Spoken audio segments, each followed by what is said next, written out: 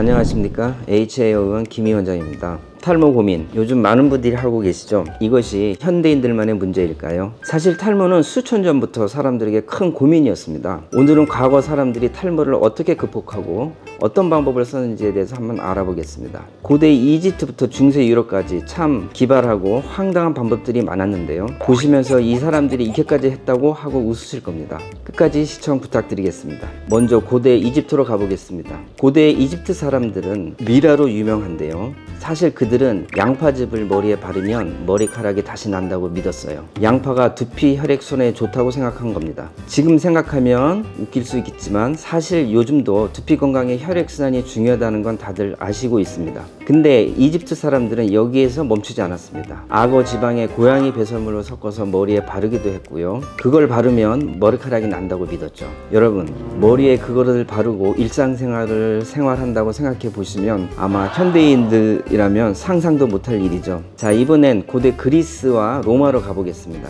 이 시대에도 탈모는 중요한 문제였습니다. 그 중에서도 로마 황제 줄리어스 시저는 대머리로 유명했습니다. 시저가 나오는 동전이나 조각상을 보면 항상 월계관을 쓰고 있는데 이것이 멋있어서 쓴 게 아닙니다.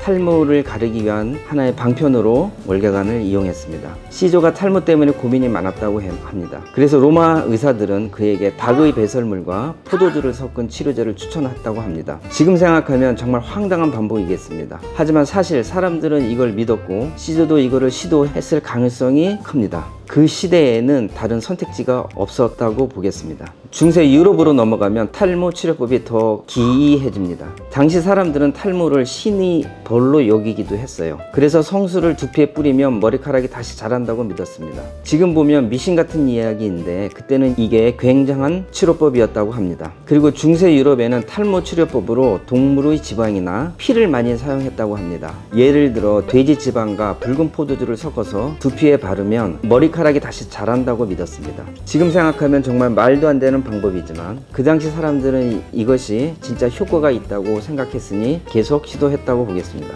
이제 아시아로 넘어가 보겠습니다. 고대 중국에서는 탈모를 치료하기 위해 다양한 한방 치료법이 사용되어 왔습니다. 여러분도 알다시피 인삼, 생강, 검은 콩 같은 재료들이 모발 성장에 좋다고 알려져 있었고요. 사실 오늘날에도 이 재료들은 건강한 모발을 위해서 많이 쓰이고 있습니다. 또 하나 특이한 점은 침술입니다.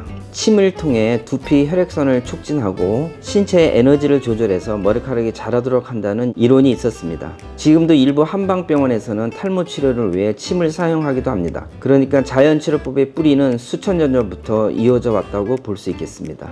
현대에 들어와서는 과학이 발달하면서 탈모 치료법도 엄청나게 발전했습니다. 특히 모발 이식은 탈모에 있어서 획기적인 돌파구가 되었습니다. 과거에는 사람들이 탈모를 막기 위해 온갖 방법을 다 시도했지만 이제는 과학적으로 검증된 치료법을 통해 머리카락을 되찾을 수 있는 시대에 살고 있겠습니다. 물론 과거의 자연치료법 중 일부는 여전히 우리가 사용하고 있기도 합니다. 예를 들어 자연 성분을 사용한 샴푸나 두피 관리법 같은 것들이죠. 그러나 고대부터 현재까지 탈모 치료법은 계속 발전해 왔고 그 덕분에 오늘날 우리는 더 나은 선택지를 가질 수 있게 된 것 같습니다.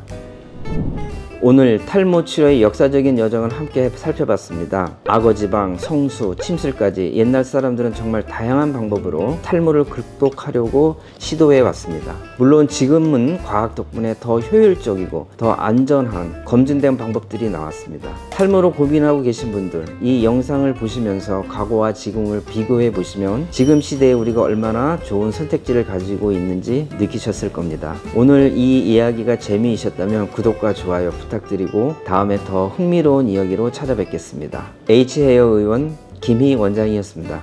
감사합니다.